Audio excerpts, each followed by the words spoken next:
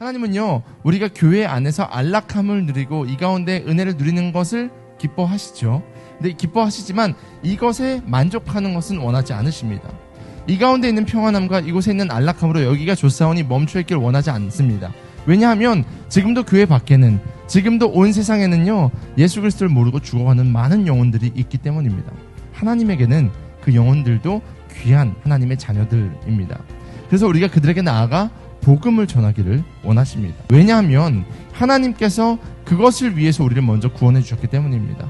우리는 구원받은 자들 아닙니까? 하나님께서는 이 놀라운 사역에 우리를 동참시키시기 위해서 먼저 우리를 구원하신 겁니다. 그리고 너희가 받은 그 은혜를 땅끝까지 이르러 증거해라 라고 말씀하십니다. 그런데 우리가 오해하지 말아야 될 게 있습니다. 이제 사역에 대한 이야기를 하다 보면 부담스럽습니다.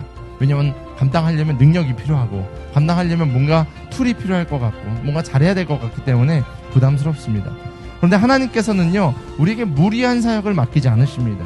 오늘 사도행전 1장 8절에 보면요, 우리에게 위로가 되는 구절이 먼저 등장합니다. 그것이 바로 성령이 너에게 내리시면입니다. 개역개정은 성령이 너에게 임하시면이라고 표현을 하고 있죠. 먼저 하나님은요, 우리 가운데 사역을 맡기시기 전에 우리 가운데 필요한 능력을 먼저 공급해 주신다라고 성경은 말하고 있습니다. 하나님의 사역은요, 우리의 힘으로 감당하는 것이 아닙니다. 성령이 우리 가운데 임하셔서 성령이 충만해져서 하늘로부터 임하는 능력이 내 가운데 임할 때에 우리는 하나님의 사역을 감당할 수 있는 겁니다. 하나님과 동행하여서 우리의 지경을 넓혀야만 합니다. 오늘은 바로 우리가 감당해야 되는 그 사역의 첫 번째 보더에 대해서, 도시에 대해서 함께 이야기해보고자 합니다. 성경을 보면요, 불안함과 두려움을 끊어내어 도시를 건설한 인물이 있습니다. 누굴까요? 바로 야곱입니다. 목사님, 야곱이 건설을 했나요? 네. 성경을 보면 야곱이 도시를 세우는 모습이 등장합니다. 야곱이요, 형 에서를 피해서 도망을 치죠. 형의 축복권을 뺏어가니까 그리고 나서 잡혀 죽을까봐 두려워서 도망을 치는 모습이 성경에 등장합니다. 극도의 불안감 속에서 가나안의 어느 도시에서 노숙을 하게 됩니다. 그리고 돌베개를 베고 잠을 자게 됩니다. 근데 잠을 자고 있는 그때에 하나님께서 환상을 보여주십니다. 놀라운 꿈을 꾸게 되는데 하나님께서 아브라함에게 한 약속을 야곱에게 들려주시면서 내가 너와 함께 하겠다라는 말씀을 하십니다. 그 도시는 사실 가나안 성읍이었습니다. 루스라는 도시였습니다. 하나님을 모르는 인간의 과학 문명으로 세운 그런 도시였습니다. 그런데 그곳에도 하나님의 임재가 있으니까 그곳이 하나님의 도시라는 것을 야곱은 깨닫게 됩니다. 야곱은요, 이제 자신의 베개로 삼았던 그 돌을 세우고 그 작은 돌 하나를 시작으로 하나님의 도시를 세우겠다라고 선언하고 있습니다.